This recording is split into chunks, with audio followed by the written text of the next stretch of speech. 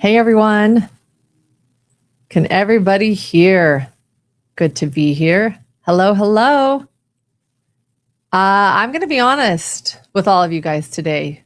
Today's court was a lot. Who was actually watching and listening and taking in everything? Because if you watched it live, honestly, you probably noticed that today was one of those like super technical trial days. We're talking spreadsheets, bank statements, loan documents, forensic accounting, and the kind of testimony where your brain sort of starts to glaze over somewhere in there. And maybe I'm projecting. Mine does. If you're Kit from one of my favorite channels, Wordwise, go check her out. She's amazing. She's covering this. She loves the financial stuff, she says.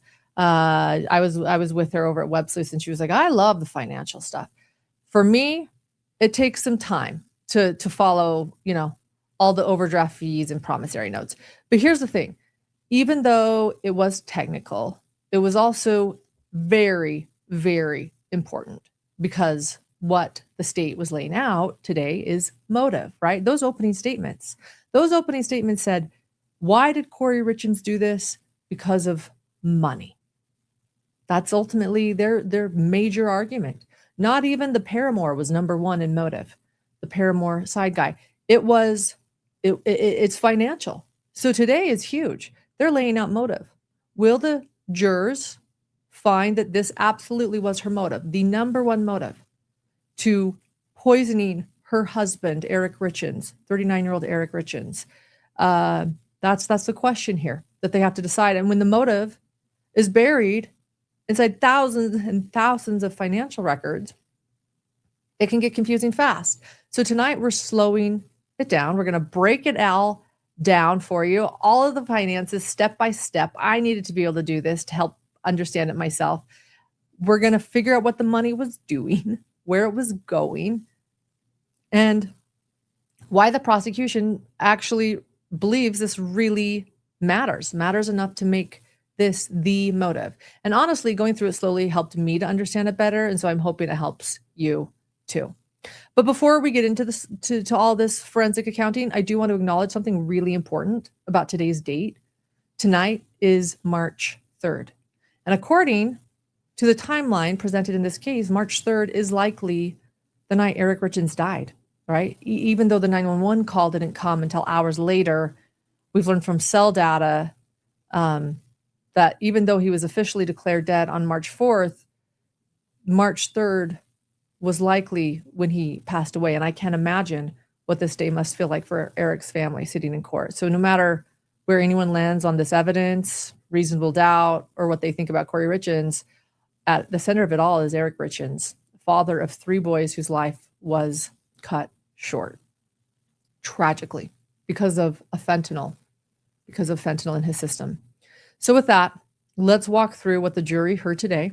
Today is day 7 of the Kouri Richins trial. And first things first, the judge let everyone know court will start tomorrow at 9:30 a.m. and there will be no trial on Friday. So that's the schedule update. And the Hidden True Crime live streaming team gets to sleep in a bit tomorrow. And so do all of you waking up for the trial live feed here at Hidden True Crime. So thank you, Judge Mrazek. I'll take it. I'll take that extra hour. And now we move into the main event of the day. And honestly, this is a big one. The first witness, again, Brooke Carrington. What a name, Brooke Carrington. She sounds important. She sounds like a financial guru. And she is. She's a forensic accountant with 38 years of experience, and she runs her own firm out of Salt Lake City. Bloodworth told the court earlier she'd likely talk the entire day, or take the entire day. Take, talk, same. And based on how detailed this was, that tracks. Carrington has testified in trials before. In fact, if you've been following this case for a long time, if you've been following it, you may remember her testifying during one of Kouri's detention hearings, right? Which was kind of like a mini trial in itself. The state hired her to investigate the financial side of the Richins case and is paying her for her services. And I was there at that hearing. She also previously worked for Eric's estate during the civil lawsuit between Kouri and Eric's sister, Katie. So there you go. That's how she kind of came into this case. This estate paid Carrington around $14,000. And after she was paid, though, she had no further involvement with the estate. So, for this investigation, she reviewed hundreds of thousands of documents. Her word, as she says it, was tons of emails. She went through leasing documents, the prenuptial agreement, loans, letters, real estate contracts, property transactions, you name it. She also interviewed insurance companies, bank reps, lenders, and the owners of the Midway House. Yes, the Midway House. And even the Wasatch County Building Department. So Bloodworth asked her to explain her methodology. She said she starts with bank accounts. Follow the money. That's what they all say, right? Follow the money. Kouri had, here we go. You ready? A business account at America First Credit Union. Okay. Then a personal checking account at America First Credit Union that was opened when she married Eric, but there was no indication that Eric ever used it. So it was Kouri's. And then she had, separate from America First, a Navy Federal Credit Union checking account. And there was also a family account at America First. So they were America First family, but then she had the separate Navy Federal Credit Union checking account on her own.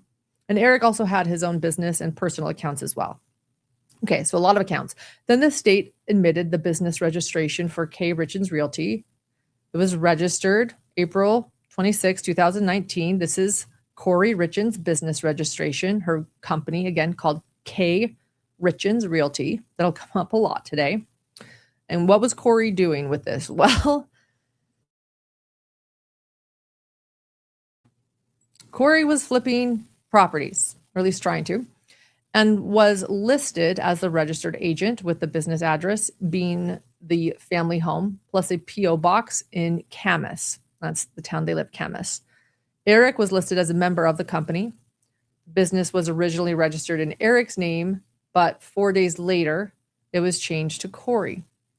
Bloodworth asked Carrington to explain the term alter ego in forensic accounting. I was like, yeah, please explain that. Because when I think of alter ego, I just think of Jekyll and Hyde, right? So, but in a forensic accounting, this is what alter ego means. She testified that Kouri Richins Realty and Kouri Richins were alter egos, meaning that financially they functioned as the same person, Kouri Richins Realty and Kouri Richins.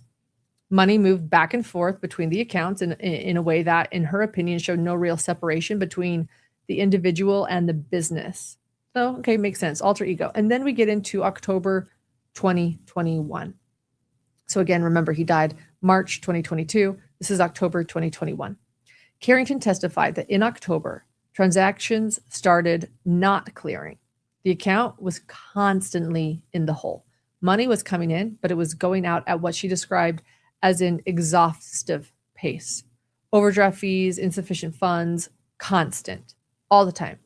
The state admitted an exhibit showing overdraft and non-sufficient fund transactions between January 2021 and March 2022. But from October through the end of March, there was a drastic increase in transactions that did not clear without fees. So December alone, get this, December 2021 alone had 77 overdrafts or NSF transactions, totaling $91,000, with $2,000 just in fees. That is a lot of outgoing money. And it was for debt payments and vendor bills. And she also tried to pay herself. There was an exhibit showing checks Kouri wrote to herself from her Navy credit union account that were returned unpaid, right? So she had that other Navy credit union account. Those checks were returned unpaid. From August 2021 through May 2022, she wrote approximately $60,000 in checks to herself that bounced. In one example, she wrote a $10,000 check and a $4,000 check from an account that had negative $51 in it. The next day, she wrote another $10,000 check, all to herself. Carrington said the spike in overdrafts in early October made her drill down into October through March statements. Makes sense. And then the jury was shown America First Credit Union statements for Kouri Richins Realty from October 2021 through February 2022. She walked them through how she analyzes statements. She starts at the header to confirm the account owner, and then she looks at the balance. In this case, negative balance. So then she goes transaction by transaction, checking posting dates. Then we see repeated debits to Delta Bridge, Blue Bridge, Fairmont, and Zabhava. Carrington testified these are payday lenders. Payday lenders. And according to her, Kouri was committed to paying $2,100, guys, get this, a day. I thought, you thought maybe a month. No, Kouri was committed to paying $2,100 a day to these payday lenders, a day. There were daily debits coming out. Carrington explained that every single week, Kouri had to come up with money just to stay current and avoid default. And these payday loans already had high interest rates. If they went into default, the interest rate almost doubled. So really, the financial picture started to feel a little frantic. Carrington testified that the balance history on the account fluctuated wildly depending on the day of the week. So one day, there'd be $2,000 in the account. Then it would jump to $19,000. 2 days later, it spiked to $70,000. Okay. And then boom, massive withdrawals start hitting daily. It was not stable income. It was surge and drain, surge and drain.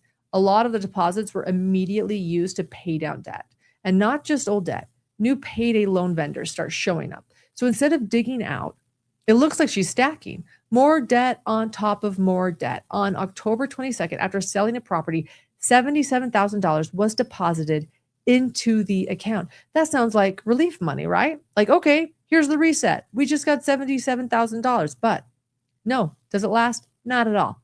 According to Carrington, it went straight to vendors, and the debt continued to grow. Carrington said part of her job was to figure out where the money was coming from, where it was going, and what the end game was. That's what I want to know. What was this end game? That's such an important question, because at some point you have to ask, what was the plan here, Kouri? She told the jury that October looked like what we'd just seen, and then the following months were very similar. Every time funds came in, they were quickly depleted. Then the state admitted an exhibit showing the total debt Kouri owned on properties, credit cards, payday loans, and lines of credit. In March 2022, she owed approximately $7.5 million, and she was paying about $80,000 a month toward that debt. Carrington also pointed out something interesting. Most of Kouri's real estate deals did not require monthly payments. So this massive monthly outflow was not typical mortgage obligations, because I thought that's where she was going. Okay, she's paying mortgage on a bunch of homes that she owns and that she's flipping, right? No. This was not your typical mortgage obligations. This was not where the outflow was going. The total debt, though, appears to flatline around October 2021. So that's an important month here. Bloodworth asked why. So Carrington said, there are a lot of reasons, but in her words, quote, it looks to me that she's exhausted her funding sources and there are very few new funding sources coming in. That's a pretty big deal, because when funding sources dry up, people get desperate. Then we move into the home equity line of credit, the HELOC. Kouri took out a HELOC in March of 2019. It was based on the equity in the home she shared with Eric. The state admitted a warranty deed showing that Eric's sister and brother-in-law originally owned the property. We heard from Katie. She explained that she'd owned it.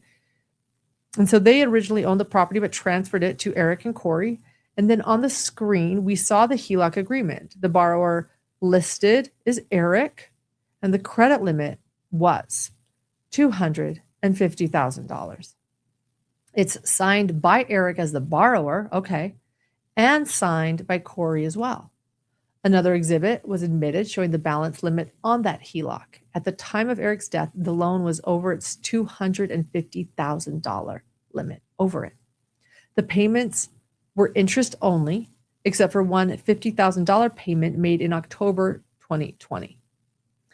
Carrington testified. So in other words, Kouri was only paying interest at that time. And Carrington testified that the money from the HELOC was used to rehab projects. But she said there was no evidence that Eric ever withdrew any money from this.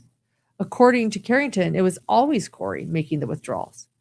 Then there was a $60,000 check from TCF National Bank made payable to Eric on March 22nd, 2019. The exhibit was Kouri's personal bank statement from April 2019. On March 29th, there was a $60,000 deposit into her personal account.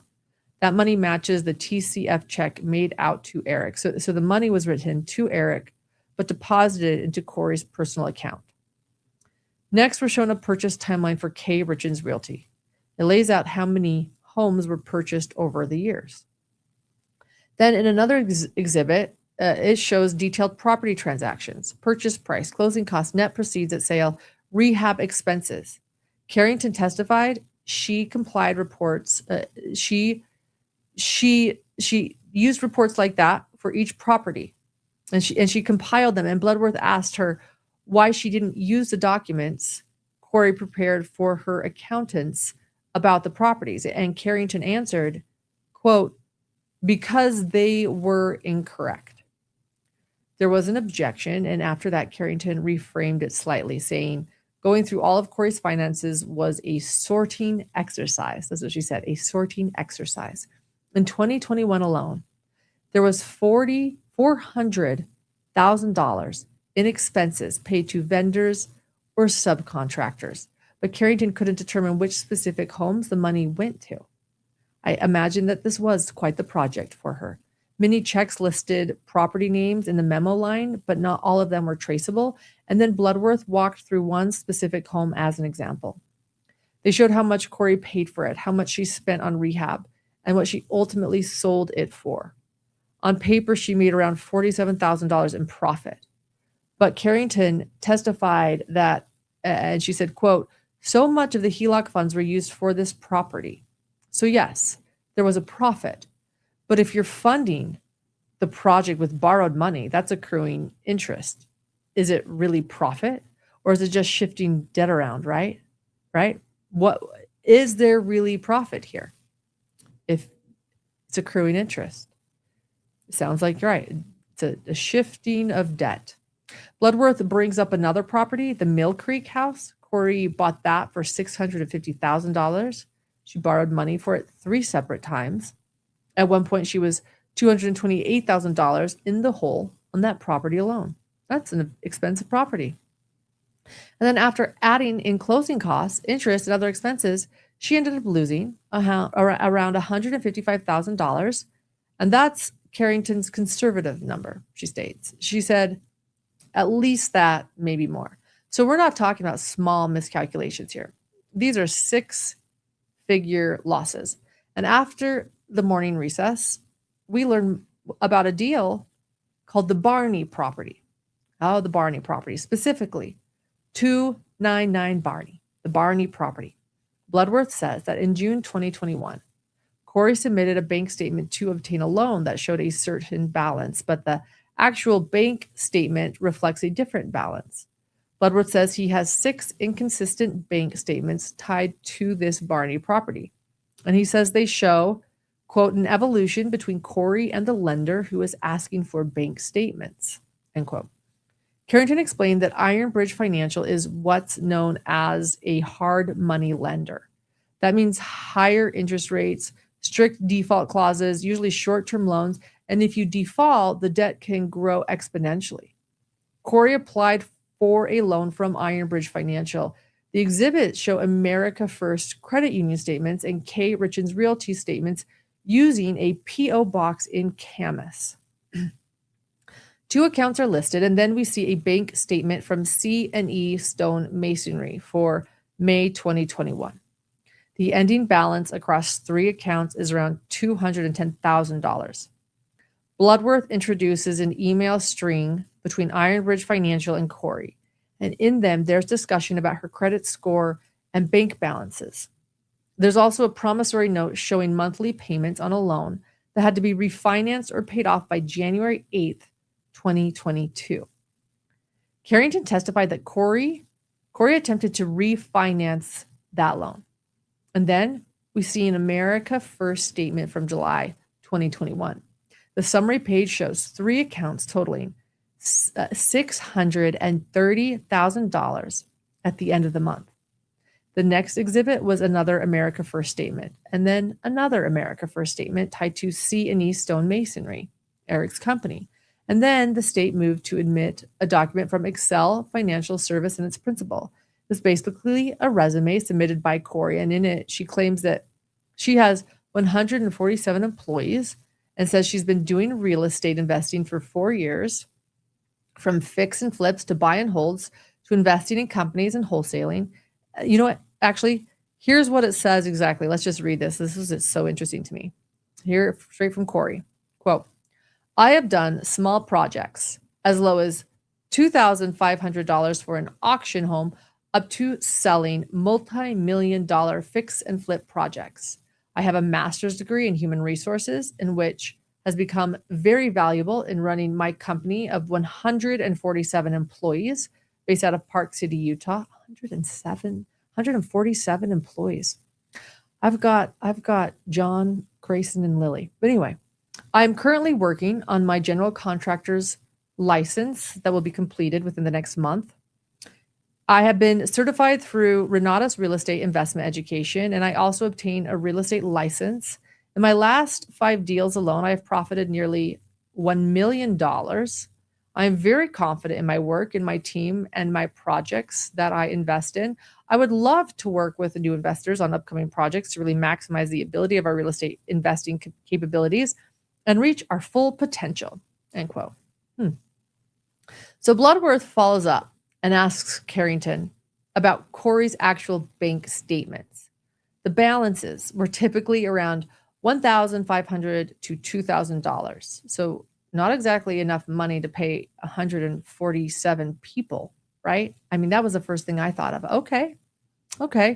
How are those 147 people eating? But then Bloodworth asked directly whether Carrington found any evidence that Kouri had ever profited $1 million total across all her deals combined. And Carrington said, no, that's pretty straightforward. The next exhibit was the operating agreement for Kouri Richins Realty. It shows that Doreen Kouri, who is Kouri's aunt, owns 81% of the company. And Kouri Richins owns the rest. That's important because up until now, most of the focus has been on Kouri individually, right? But the majority owner of what we've all known as Kouri Richins' business is on paper is actually Doreen, her aunt Doreen. It's interesting, right? 81%. Then more personal bank statements were admitted. Bloodworth asked Carrington about wire transfers in January 2022. She testified that the wires came from a woman named Chelsea Barney to Kouri for the purpose of buying the 299 Barney house. So Chelsea Barney and a woman named Chelsea Barney came to Kouri for the purpose of buying the Barney residence, 299 Barney. So then we see the text messages between Chelsea Barney and Kouri from early January 2022. So that would be 2 months or less than 2 months before Eric Richins dies. And they're discussing finances and the down payment. Kouri asked Chelsea how much she wanted to put down, and Kouri says she needs $59,000, even though Chelsea only has $47,000. Kouri says they'll do seller financing. The home will initially be in Kouri's name, and then 2 weeks later, they'll close again and put it into Chelsea's name. Chelsea said she needs to count her cash. She has $40K, but needs to do her taxes. Kouri responds that if she can do $45K, the rest can be wrapped into the loan. Chelsea says she can do $45. Kouri tells her to deposit it into her bank account and then wire it to Kouri. Kouri will wire it to the title company, she says, and sends Chelsea Barney her bank info. And then Kouri writes to Chelsea Barney, I'm kind of nervous, ha. And Chelsea responds, I'm so excited, but I'm scared as hell. And then Kouri replies, that it's so much money, she texts. Yeah. Carrington testified that she was able to track the $45,000. It was wired from Chelsea to Kouri on January 12th in 2 separate transactions. And when the money hits Kouri's account, the balance was negative. Almost half of that $45,000 was then transferred to Kouri's family joint checking account, and the rest used to pay debt, according to Carrington. None of that money went toward the mortgage on the Barney home. And then the state then showed the family account records.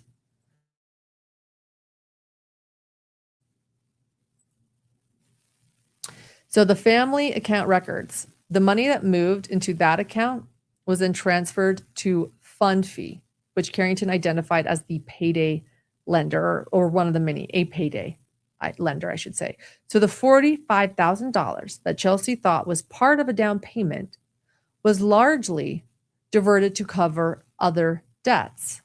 All right, so quick pause. When we come back, this financial picture, believe it or not, somehow gets even more complicated because we move into the loans, the tax returns, and what the state says was actually happening behind the scenes. But first, let's hear from one of our trial sponsors we are so grateful for. Lily. There you go. You guys know that Lily. Come on up, Lily. There you go. Come on up, Lily. There you go. You guys know that Lily Bell right here, is the head of Hidden True Crimes HR, our office mascot, emotional support during very heavy cases, Lily, and a huge part of our everyday lives. We adore her. And when she was a puppy, she actually had a really scary accident involving a John Deere. It required a super expensive vet visit late at night, and thank goodness she had dog insurance. A quick message from today's sponsor, the ASPCA Pet Health Insurance Program. Life with a pet, full of surprises, right? Sometimes funny, sometimes stressful. Vet bills add up faster than you expect. And that is why ASPCA Pet Health Insurance is worth checking out. Their customizable accident and illness plans can help you manage those unexpected vet costs so you can focus on getting your pet the care they need. And when you enroll in the ASPCA Pet Health Insurance Plan, you could get a $25 Amazon gift card, which is a nice little bonus. To explore coverage, visit aspcapetinsurance.com/hidden. That's aspcapetinsurance.com/hidden. Eligibility restrictions apply. Visit aspcapetinsurance.com/Amazon terms for more info. And Lily is with me tonight, but I'm feeling a little hurt because she's on the floor when I've got a couch next to me waiting for her. I've got the blanket, and I'm like, come on, Lily. I guess Lily likes her alone time sometimes too, believe it or not. But Lily's the best. So Bloodworth then asked about the Iron Bridge financial loan that was due January 8th, 2022, and Kouri didn't make that payment. Instead, she extended the loan for 2 weeks. And during that time, she tried to secure a new loan from Excel Financial. Excel requested a significant amount of documentation, which Kouri submitted.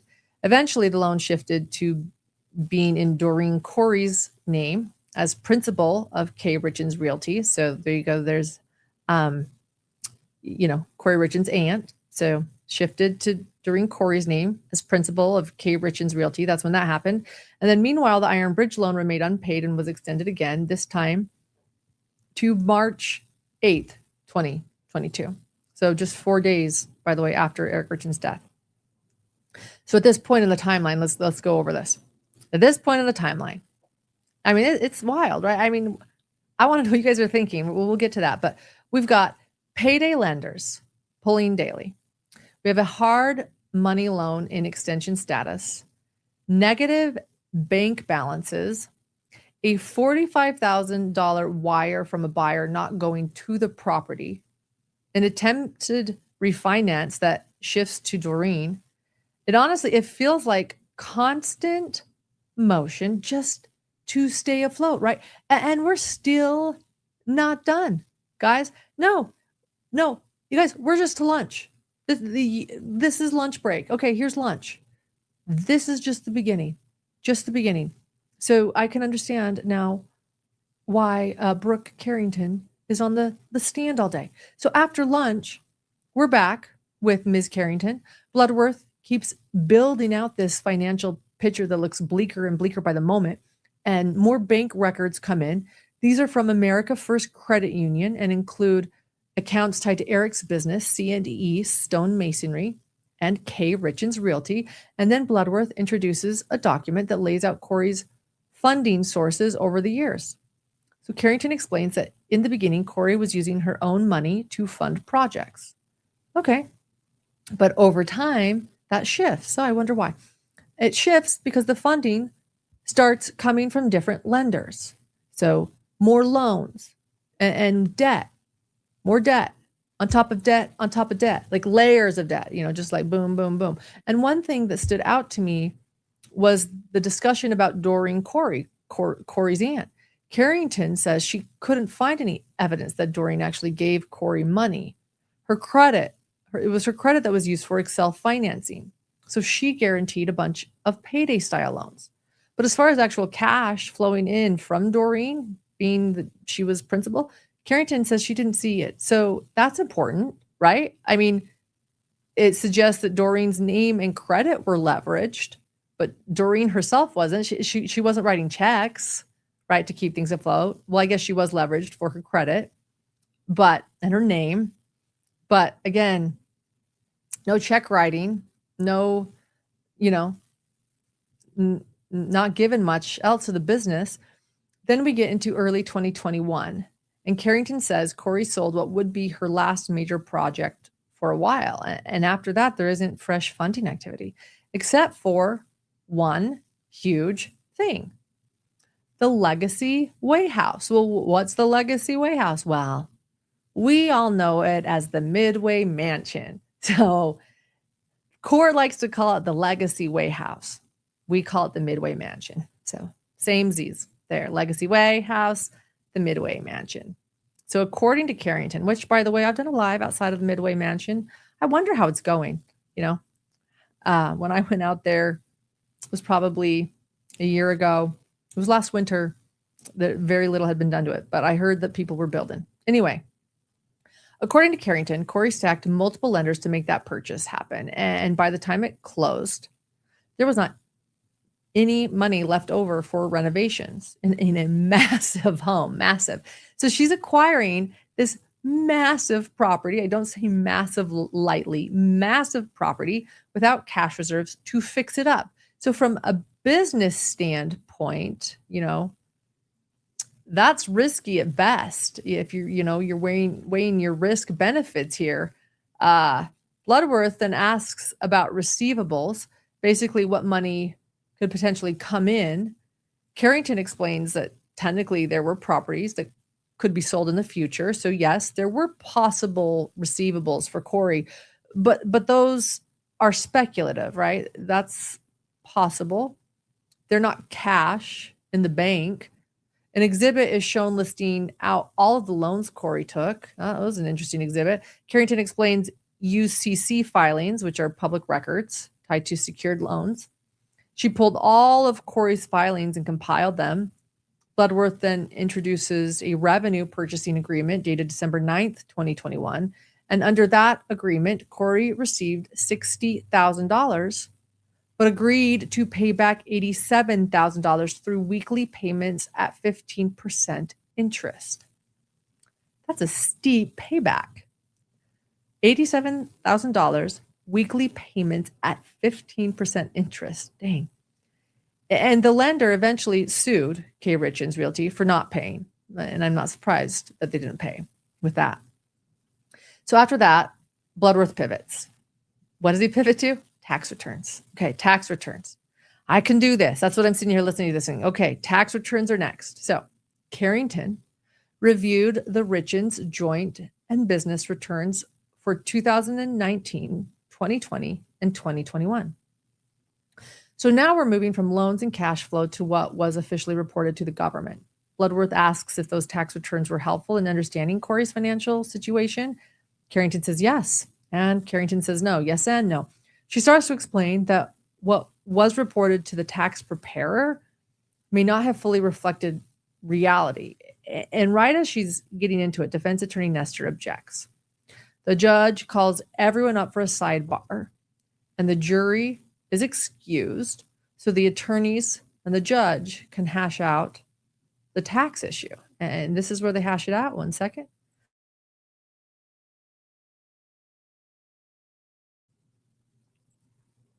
So the judge asks Bloodworth where he's going with this. And Bloodworth says Carrington is going to testify that the tax returns weren't reliable because the expense reporting provided to the accountant wasn't accurate. He also argues that during this time, Kouri was trying to secure funding, and having tax returns that showed profit would make it easier to get loans. So the judge tells the jury that they're about to hear testimony that Kouri's tax filings were not accurate and that this evidence is coming in so they can consider whether it contributed to a motive. Carrington says that the tax returns are missing the majority of Kouri's loans, roughly $400,000 in obligations that just were reflected on the financial records. $400,000, guys. Those are missing from her tax returns. $400,000 in obligations. So this was not a small oversight. Carrington explained that if a business understates its expenses, it inflates the net income. So on paper, it makes the company look more profitable than it really is, right? However, she says that actually there's generally a tax advantage to having a lower net income or showing a loss, right? Don't we all try to, pay fewer taxes if we have expenses? But yeah, so if she had reported that, it would just show a loss. Lower income usually means lower taxes.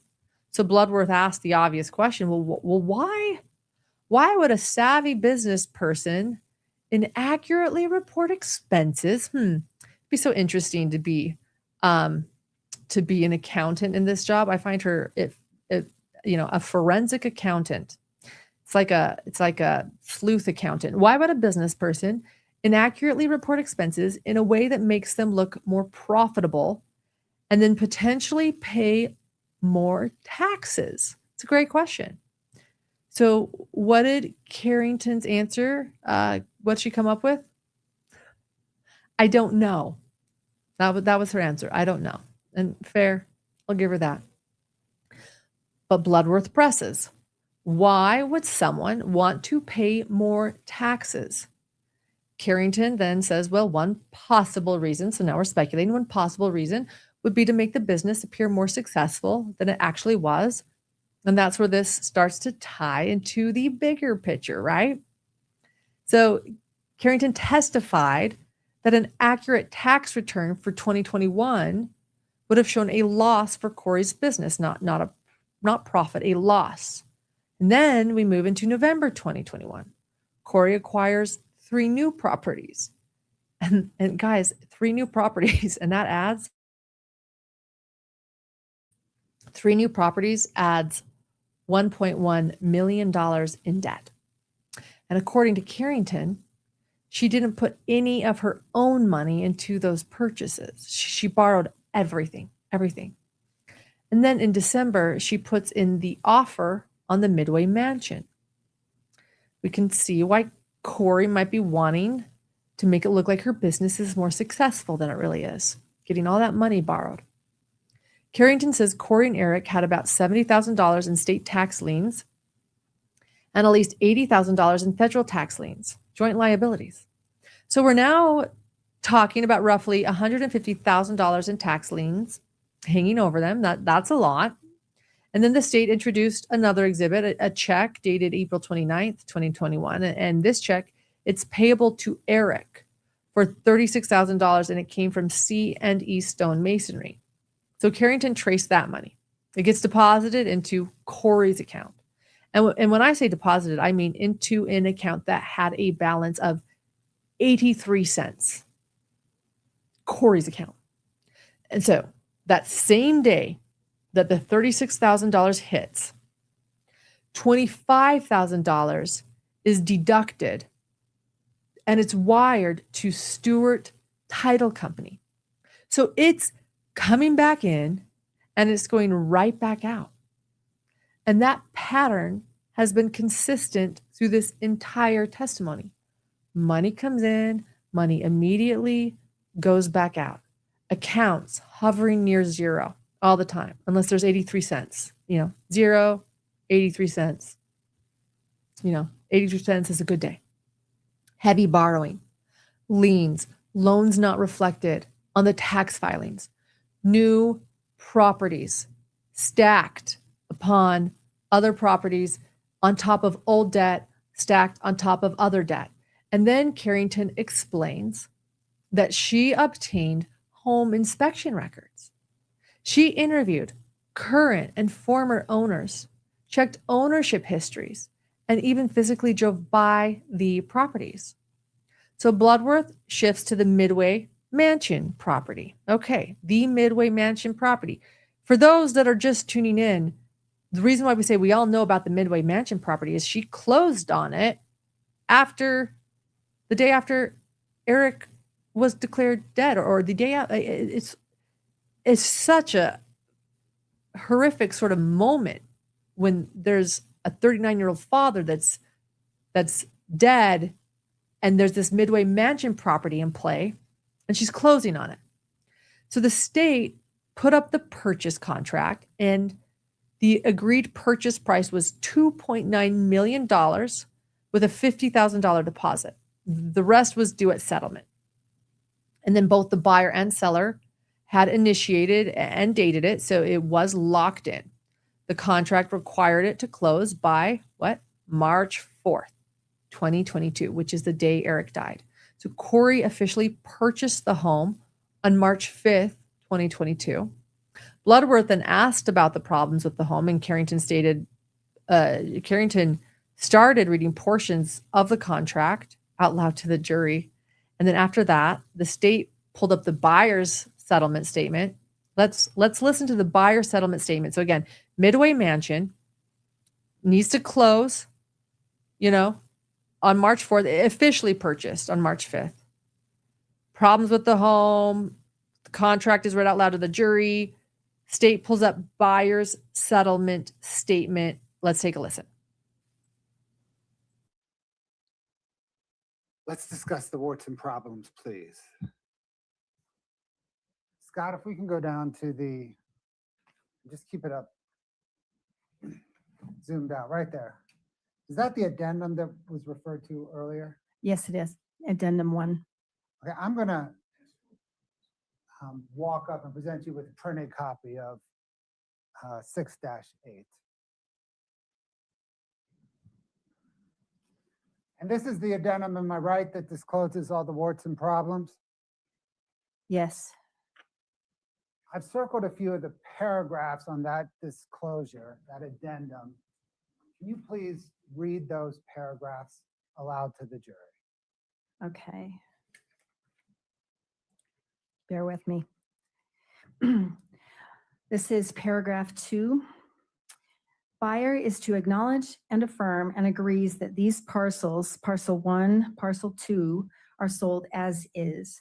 Buyer acknowledges, affirms, and agrees that both building structures have extensive vandalism, theft, as well as flooring and other structural concerns that may need or will require replacement or repair. Due to delays in construction and the permitting/approval process, the structures have been idle, exposed to the elements, and are not habitable, and are also suitable in many ways for continued construction. Damage has occurred because of the idle status of the projects.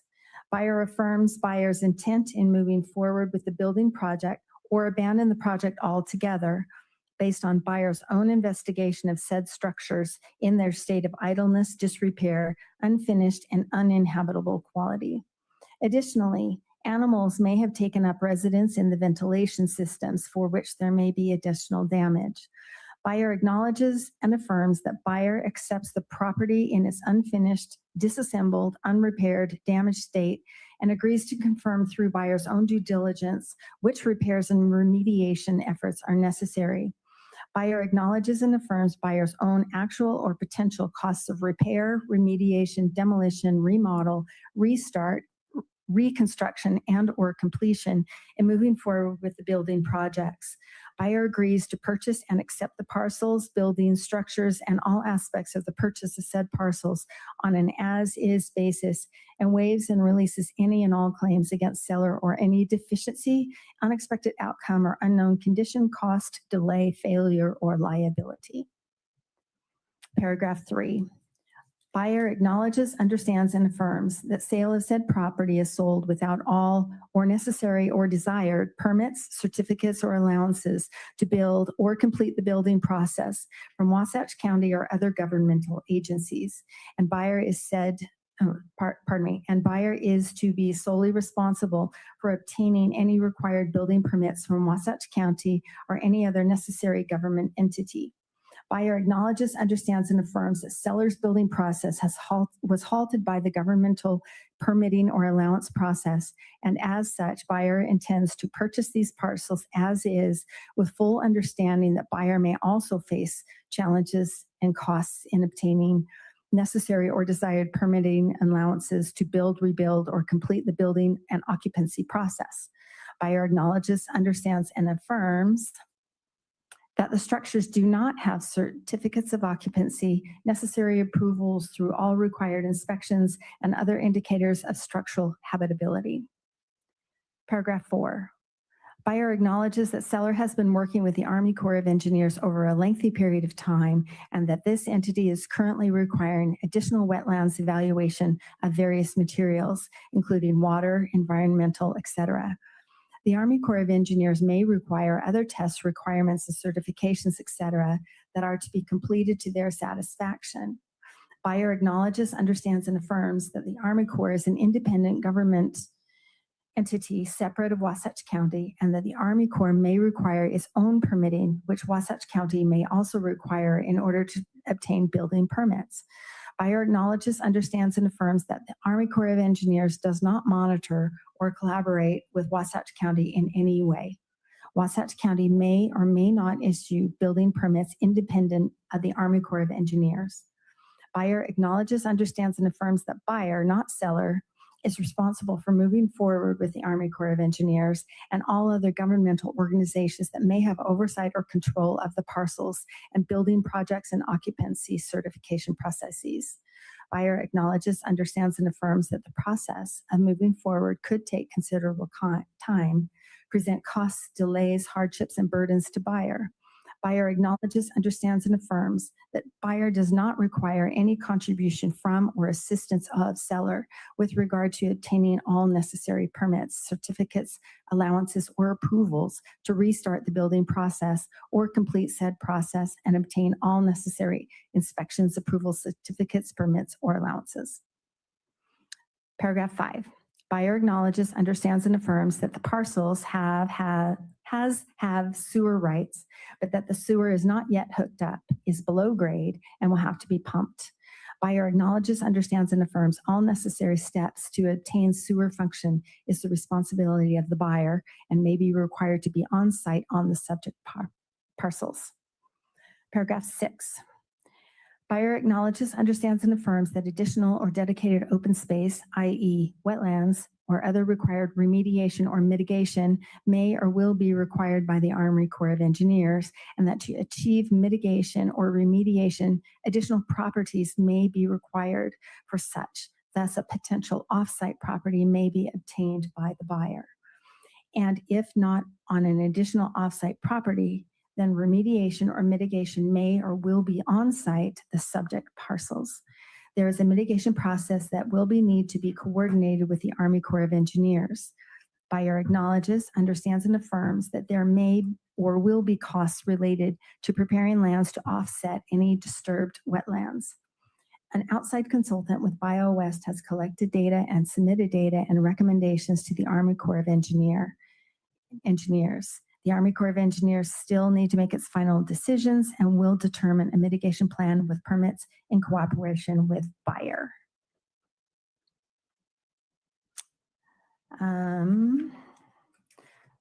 Paragraph 12. Buyer acknowledges, understands, and affirms that the Army Corps of Engineers may or will require further evaluation and study of wetlands underneath mounds of fill soil on the parcels. So seller will provide access to buyer's consultants or any other third parties related to studying groundwater or soils for the Army Corps of Engineers. Thank you. Welcome. Ms. Carrington, in your experience reviewing REPCs, have you ever reviewed a REPC like that? No. Scott, can you please bring up 6-9? I will retrieve the exhibit. Thank you, ma'am.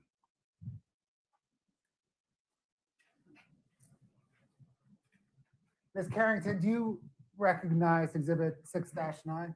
I do. What is it?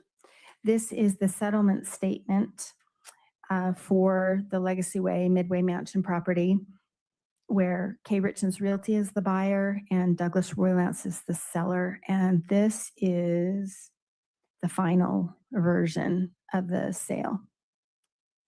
State moves to admit 6-9. No objection. 6-9 is admitted.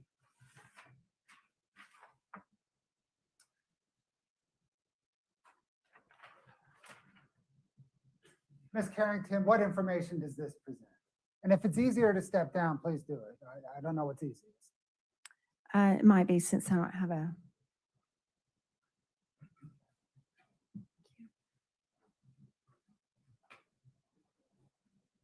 Okay, this is not actually as complicated as it appears.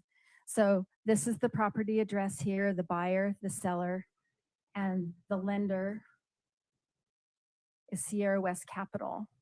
So that's the Sierra West Matt Strong stuff. So now over here shows the settlement date and the disbursement date as March 4th of 22. And then this is the internal file number at the title company. This shows the sale price. This is the buyer's version. There is a seller's version, but this is the buyer's version. This is the sale price of the property at $2.9 million. And then here shows 2 of the 4 loans on this property. So here's the original loan from Sierra West to this $2,624,850. There's another lender from the Burns, and that loan is $420,000. These are some prorations. This section here, are you all right if I keep going? Please, what's that section there? This section, these are the fees associated with these loans. So the first position lender is Sierra West Capital, this $2.6 million loan. They charged $124,850 at the outset just for the loan. And then on top of that, it accrues interest going forward. It's a 6-month balloon.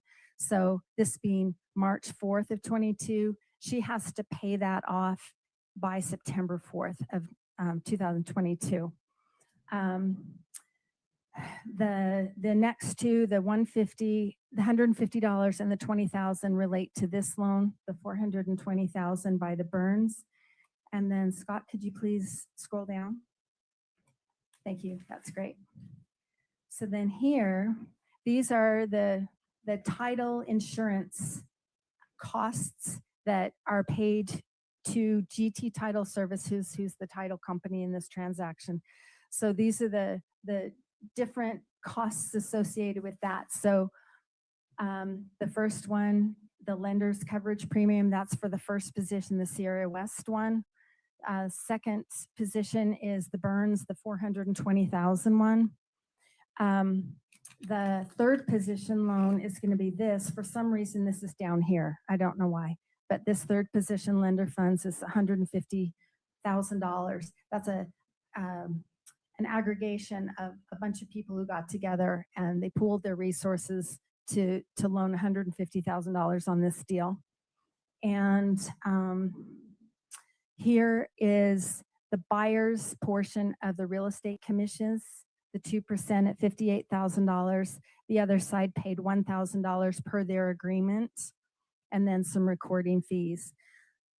On top of this, there's one more loan from David Cocker Hands that came in before this. He gave her the money for the earnest money. So did Matt Strong. So they both gave her the $50,000 for the earnest money. But later, the fourth position lender of $67,000 recorded his deed. I don't understand why it's not incorporated here, but it's not, but it is still attached and recorded on the property.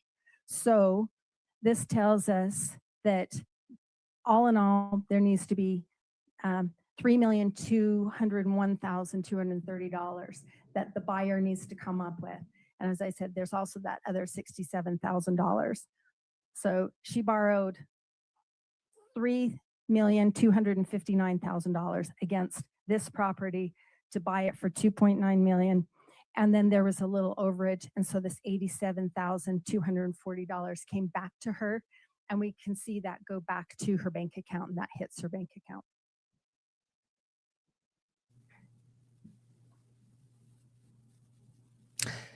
Wow, right? I mean, as some of you are saying, what a lemon. Let me share some of the things you guys said because I thought there were some really interesting points you all made. Troublemaker Baker is sharing some interesting things about the house. The people who own it now are one, a husband who runs a successful water and wastewater construction company, and two, a wife who is an interior designer and have hope they'll actually be able to rehab the place. Troublemaker Baker tells us a little bit more about the land. The land is 8 acres and change, has been constantly valued at about $1 million by the county. The assessed value has gone up and down, but that's been based on the incomplete buildings. It was very not finished when I saw it a year ago. And other people, yeah, what a dump. Even a multi-million-dollar dump, just like her face. While this is being read, did she even read this? Someone else, this is insane to buy this for $1 million, let alone $2.9 million. So walk away, no, run. I am blown away by all of this. Wow. That line about being stopped by government building group should have made everybody run. You would have to be pretty deep pockets to repair complete this project. Wow. And yeah, I agree here. This is a seller who is trying to create an ironclad way to not get sued. Buyer beware at its best. And I think this sums up why they read this out loud in court. Why read this? Because it really laid out what an incredibly poor purchase this was. And I think that also remember, Kouri claims that she and Eric were celebrating that night, the purchase of this. Yet many people have said Eric did not want to buy this property, that many people told her not to buy this property. So yeah, wow. And now it's a little bit more difficult to imagine Eric Richins, who is a successful business owner, C&E Masonry, and a hard worker, would be celebrating such a purchase. All right. So according to Carrington, Kouri borrowed $3.2 million from various lenders to close on what she described as this $2.2 million home. And she walked away from closing with $87,000 again in cash that day. Meanwhile, the home's value at closing was said to be $2.9 million. So she overborrowed to close and still pocketed the money. The next exhibit was a loan agreement between Kouri Richins Realty and Sierra West Capital. Sierra West loaned her $2.6 million for the mansion. And then Bloodworth shows part of an email stating that $3 million was needed just for renovations. Yeah, $3 million needed just for renovations. Carrington flat out said that Kouri did not have $3 million in renovations. She also said there was no ability to repay the $3.2 million in loans within 6 months of closing. Absolutely impossible. Bloodworth asked whether Carrington found evidence that significant money ever actually flowed into the Midway renovation project. And Carrington says, well, maybe $3,000. That's it. And then this timeline hits. Kouri tried to sell the mansion on March 12th, 2022. That's 1 week and 1 day after her husband's death. 7 or 8 offers came in before her note was due, but every single one fell through. Foreclosure proceedings eventually started. And then the state zooms out to the bigger financial picture. In the months leading up to Eric's death, Kouri's total assets were around $6.3 to $6.4 million dollars. But every property had loans on it, and the loans exceeded the property values. So, can you imagine that?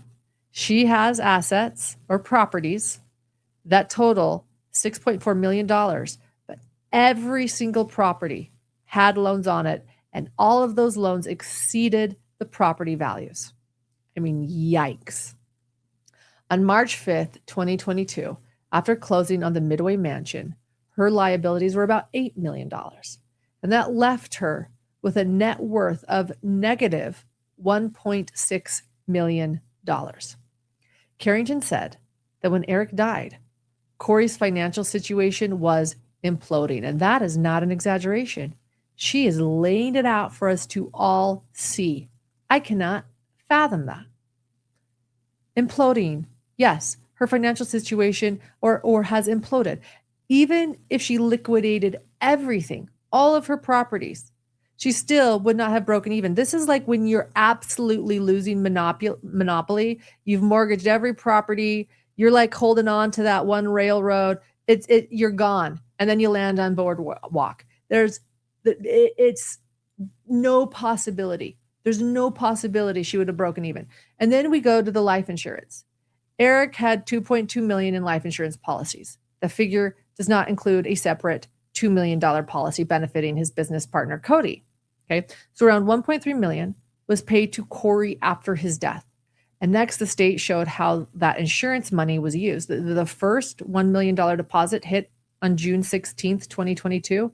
And then by June 24th, half of it already gone. She gets the life insurance money, hits June 16th. June 24th, half of it already gone. And I thought Chad Daybell and Lori Vallow were bad when they got Tammy Daybell's life insurance and ran off to Hawaii. No. Kouri Richins is like, hold my beer, watch this. $500,000 gone in like a week. Kouri then receives another $250,000 on June 25th at $101,000 on September 2nd. So according to Carrington's tracing, all of it was spent within about 3 months. Bloodworth introduced a transaction list of expenditures over $1,000 in the months after Eric's death. Carrington compiled it, and by September 19th, 2022, there was around $800 left across her accounts. There were 5 payments to the Utah State Tax Commission, including one for $50,000. There was also a $25,000 payment to Robert Josh Grossman, who we know and the jury learned was Kouri's boyfriend. And that's how the state wrapped up direct examination. Yeah. Whoa. So, okay, we're going to take a quick break to hear from one of our other trial sponsors. Someone mentioned my sweater. Well, here you go. My promo code hidden so they know. Anyone else know those mornings when you're staring into your very full closet thinking, I have absolutely nothing to wear? Anyone else? Yeah, that used to be me until Daily Look. This episode is sponsored by Daily Look, the #1 highest rated premium personal styling service for women. And the best part is you get a real personal stylist, not an algorithm, an actual stylist curating pieces based on your body, your lifestyle, and your style, your taste. I'm actually wearing one of their sweaters right now while recording, and I love it. It's one of those pieces that just feels polished enough for camera, but still ridiculously comfortable while I record, which is exactly what I need during those long trial days. So here's how it works. You take your quick style quiz. Your stylist sends you up to 12 hand-selected pieces straight to your door. You keep what you love and send the rest back with free shipping both ways. And guess what? First time, they nailed me. I truly didn't think they would. Kept all 12 pieces. It's time to get your own personal stylist with Daily Look. Head to dailylook.com and use code HIDDEN for 50% off your first order. Once again, that's dailylook.com for 50% off, and make sure you use my promo code HIDDEN so they know I sent you. I don't think you'll be disappointed. Amazing.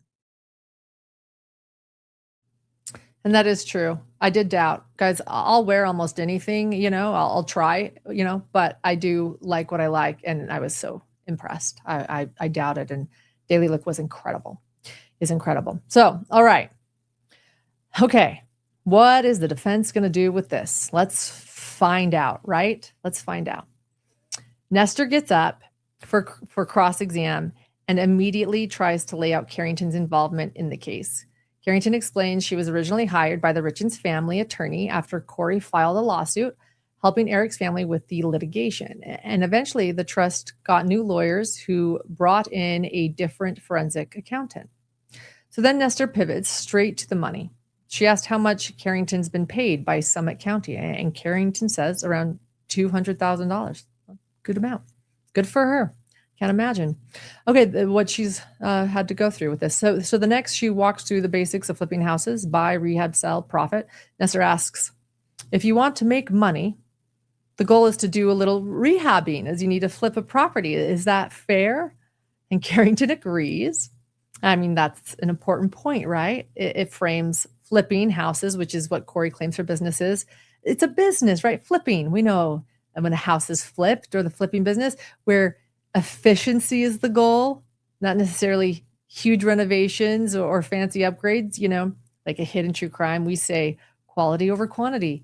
Flipping might be quantity over quality sometimes. But hey, Nestor adds that the faster you can hold on to a house, the better, because carrying costs like interest and utilities add up. Hard money lenders are a common tool because they're fast and they're temporary. You borrow, fix, sell, and pay it back. It's normal in the flipping world.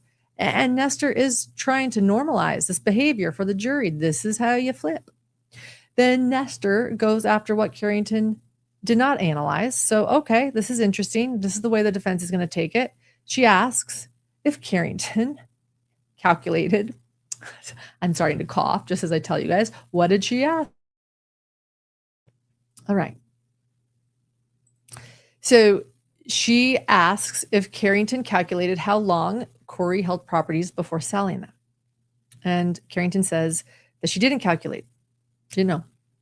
Nestor, what is she doing? Subtly suggesting that maybe her analysis isn't complete. She also asks about the hard money lenders. Were they all repaid? Were they all repaid before Eric's death? And Carrington does say that in one early project, Kouri was $28,000 in the hole. So flipping isn't a guaranteed cash machine. Those that flip know that too. There's always a risk. It's exciting, right? How much money are you going to make? But it's never a guaranteed cash machine. Next, Nestor brings up the $300,000 in bounce checks. Well, that sounds kind of scary. Carrington explained the banks don't just look at one account, in isolation. They consider the whole relationship. There were accounts tied to Eric and C&E Masonry and the Richins family and other businesses with the bank. It's the bigger picture, right? So a bank often honors that relationship instead of just shutting everything down, despite any bounce checks. And then Nestor pointed out that she didn't see any of Eric's accounts during Carrington's testimony. Oh, why not? What's Eric hiding is what she's implying. What are you hiding from us? And Carrington said the family account, though, was consistent and always had a balance. Eric's paycheck went in there and distributions from his work came in. And she also noted that Kouri put a lot of money in, but not more than Eric. So Carrington wasn't just ignoring Eric's finances. Nestor asked more about Eric's personal accounts, and Carrington said it had about $10,000 to $20,000 in it, and she still doesn't recall it bouncing or ever going negative. She looked at C&E Masonry accounts and confirmed that Kouri didn't have access. Nestor tried to push into the business account, but the prosecution objects, so they go to a sidebar. And once back, Carrington said the C&E account balance routinely stayed in the six figures. And then Nestor brought up the Barney house and the $45,000 down payment that Chelsea Barney sent to Kouri K. Richins Realty. They already bought the home and was trying to refinance for better terms, and Nestor and Carrington disagreed about the timeline a bit. Chelsea Barney gave the money in January 2022. Eric died in March 2022, and Kouri wasn't arrested until May 2023. So when she borrowed $95,000 using the Barney house as collateral. So let's listen to this section about how the defense tries to sort of reframe this and have this disagreement about the Barney house. Talk a little bit about the Barney house, Chelsea Barney's house. You guys spent a couple hours on that, or about an hour and a half on that today in direct. And as I understand your testimony, Ms. Barney was going to provide $45,000, or did provide $45,000, which you traced all through Ms. Richins' accounts, to Ms. Richins to be used at a closing in the future, correct? To be used at a closing that day. Thought they never had the closing. Well, they didn't. Right. My understanding of that whole text string is that there was this closing that was going to happen imminently. And this was the $45,000 down payment that Chelsea was paying toward the house to then be in her name. Right. And the $45,000, well, strike that. Let me back it up just a little bit so it's not confusing. Kouri Richins Realty had already purchased the Chelsea Barney home prior to all this, correct? That's right. And you went through all the efforts she was making to try, well, let me ask it this way. When it's first purchased, the idea was probably to flip it, right? Like she does all her business. No, She was going to keep it. she was going to keep this one. Okay, but she had hard money lenders the same way she did on her other flip properties originally. Well, remember, she's got those two different kinds. She's got the hard money where she's got a 6-month balloon and she doesn't have to pay anything in between. And then she's got the other ones where she has a due date, a maturity date, and she has to make those monthly payments. This was one of those. And so her original loan was due January 8th of 2022. And that's about the time that this transaction with Chelsea's going on. Okay. And as you explained in your direct, she was trying to shop around for a long-term mortgage to get better terms of the mortgage, right? Right. With David Ige and Excel, she was trying to refinance a few things. Right. And while she's looking for a new mortgage package, Chelsea sends her this $45,000, right? No, I think I could be wrong about this. She had been dealing with David Ige since August and September of 2021. It was right about this time that everything just fell apart because he needed wet signatures from Doreen and he never got those. Okay, so so everything try fell to apart. focus on my question if you can. Okay. While Kouri's looking for a new mortgage lender, a new mortgage package, during the time that she's shopping for people and you kept putting up all the ways she's trying to get new lending, that's when Chelsea provided to Kouri the $45,000. I don't know. I don't know what she's thinking. I don't know what she's doing. What I can say in response to your question is that I'm aware that she had been dealing with David Ige on a number of properties over a number of months. I don't know who else she might have been shopping, looking for a new loan. I know that she had a deadline and she had extended that loan. Okay, I thought you said she was shopping with Excel. She was. Okay, so that's one person she's shopping for, right? You brought that up. I'm not trying to argue with you. Okay. I'm trying to understand and answer your question. You said she's shopping to all these lenders. I don't know that. I know that she was consulting with David Ige and had applied for a loan to refinance a number of properties through him. Okay. And there were 3 different phases with him trying to get that funding. Doreen was brought in trying to get that funding, and it did not come to pass. Exactly. So the $45,000 was not put in a trust account at a closing firm, right? It was given just to Kouri. That is true. And Wait, please Okay. wait and let me just ask Sorry. my questions. my apologies. So the $45,000 is given to Kouri, not in trust, not to be held, was given to Kouri, correct? That's right. Okay. As long as Kouri Richins shows up at the closing, whenever it's set with $45,000, she's complied with her agreement with Chelsea, correct? I suppose that would be true. So if Kouri knows that she's got money coming prior to that closing that will more than cover the $45,000, and she uses the money quickly to pay some quick debt, she still hasn't violated her agreement with Chelsea if she shows up at the closing with $45,000, correct? Your Honor, foundation. Overruled. Go ahead. I believe some of that requires a legal conclusion. I'm not a lawyer, and that's for the jury to decide.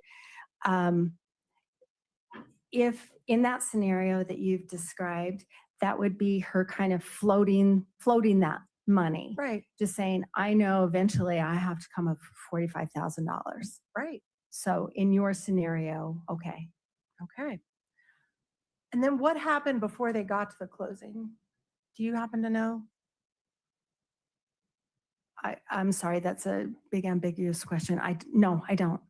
I don't know what you're after. Do you know whether Kouri was arrested before they were able to do the closing? Kouri was arrested 14 months later. Are you Or- talking about the closing on Chelsea Barney's house? I think what you're asking me is, so Chelsea Barney gave her the money in January of 2022. Mhm. Eric died in March of 2022.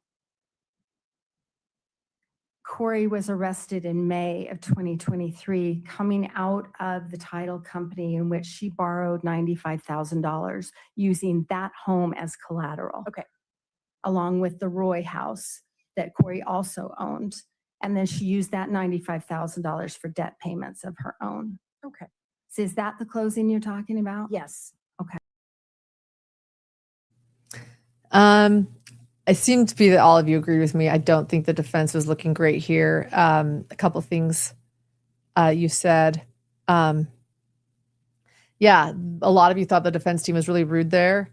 Ms. Carrington dealt knowledge, not snark. I agree. She kept her cool there and she looked really good.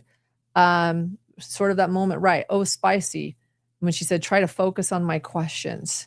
And she was sincerely, I think, trying to answer. And someone said, can't pull one over Brooke. And in listening to this, right, she was financially reckless on day one, just like day 39. All right. So next, Nestor shifted to the HELOC loans. She referenced a graph and pointed out that there's no evidence Eric ever made a payment. And Nestor also emphasized that Eric could have looked at the statement and paid at any time. Then taxes come up. Nestor said, Kouri way overreported her taxes and paid too much. Carrington clarified that whether she actually paid is a separate question, but the numbers were high. She doesn't know if Kouri's 2019 taxes were ever filed. A man named Greg White prepared the taxes. And Nestor asked if Carrington knew that he's a family member of Kouri Wright. Kouri Wright, Eric Richins' business partner. She said that she didn't know that. Nestor also asked how Kouri got C&E bank statements. And Carrington explained that she spoke with Kouri and he said the family computer at the house was a C&E laptop. That's likely how Kouri got access. Nestor then asked if an average person looks at their taxes to consider themselves financially successful. And Carrington says most people look at day-to-day life. They can fill the car with gas, buy groceries, pay bills without struggling. Next, Nestor circled back to the Midway mansion and asked if Kouri originally planned to do big renovations. Carrington says it seems she didn't. She asked if the mansion was worth $2.9 million. Carrington says that Matt Strong foreclosed on it 4 days after Kouri was arrested. She noted that Kouri had defaulted months earlier and the foreclosure was expected about 18 months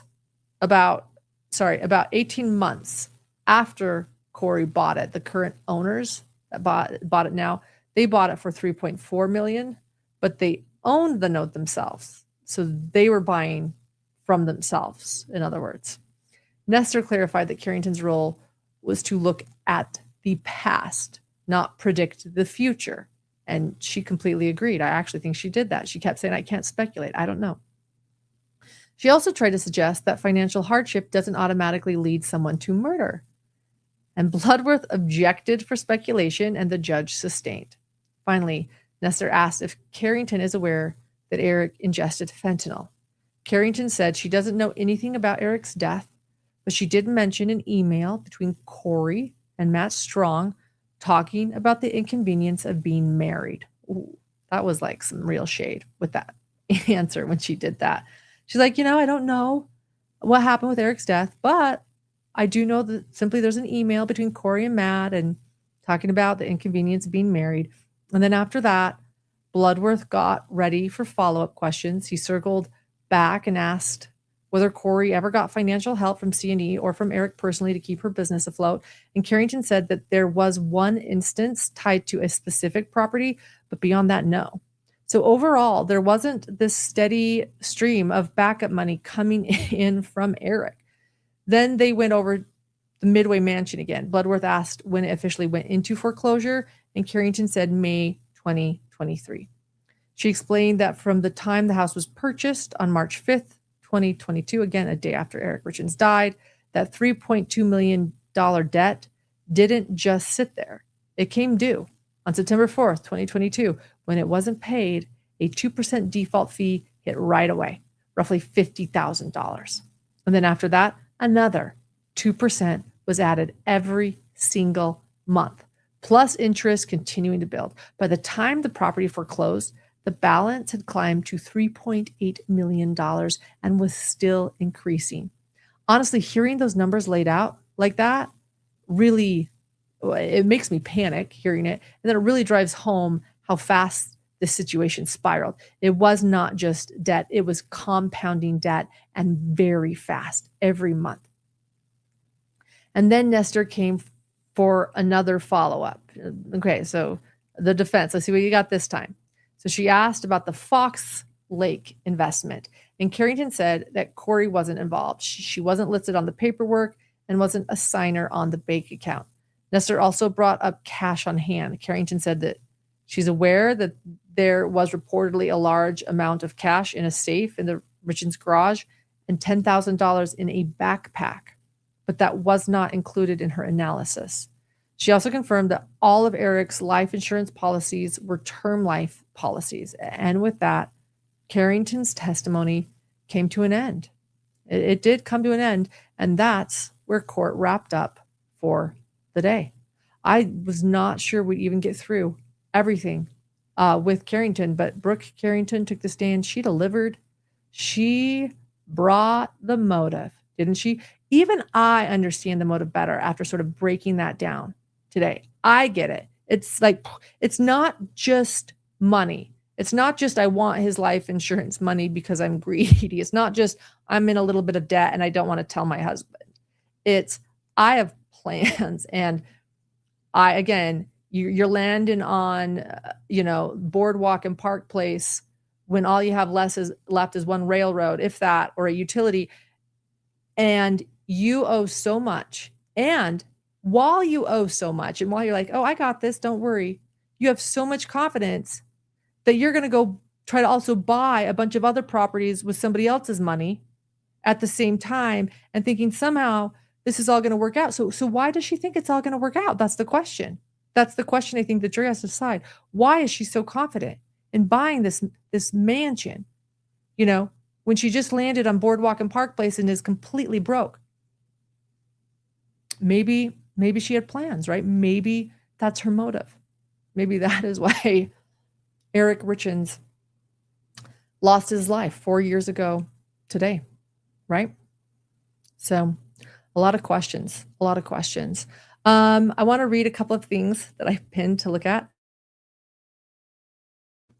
And then I also want to remind all of you, please hit subscribe if you're appreciating what we're doing here, and hit notifications. It means so much. Thank you for the memberships. Your generosity is so kind. And if you can't afford to gift memberships, just know that just subscribing, hitting notifications so you don't miss us, and supporting Hidden True Crime is a huge boost. And for those that can't afford memberships, thank you to those that do gift them so that everybody can be a member. So I do want to go back to this because it made me giggle. And it was funny when I was like, she has 147 employees. I just have 3. And then I threw out, not my employees. My husband is not my employee. So I've asked, John is a great hire. Can't wait to hear his thoughts. How did you land him? Yes, that would be my business partner. My point is, I guess I think about the people to take care of, right? Like in my life, I guess that's where my brain goes, like how you like take care of people emotionally. And, there aren't that many people in my life that are that close that I have to make sure everyone's okay. And so you're right. And John takes care of me. So you're right. I did want to point that out. He is not an employee. And he also didn't make me sign a prenup. So yeah, there you go. All right. But I would have if I needed to, because that's how much I love them. Not all prenups are bad prenups, right? Right. So, a few other things I want to say. Oh, okay. So the book, Kouri Richins' book. You're welcome, Renee. You're welcome. Kouri Richins' book that she wrote, the grief book. There have been so many questions and comments about this book, including from me. A lot of people saying it was a Fiverr book. Well, I think that's what I say. Like maybe she purchased or hired someone off of Fiverr to write her book. Someone else says it's AI. You know, I've talked about how I really dislike the book because I don't really think it tackles grief.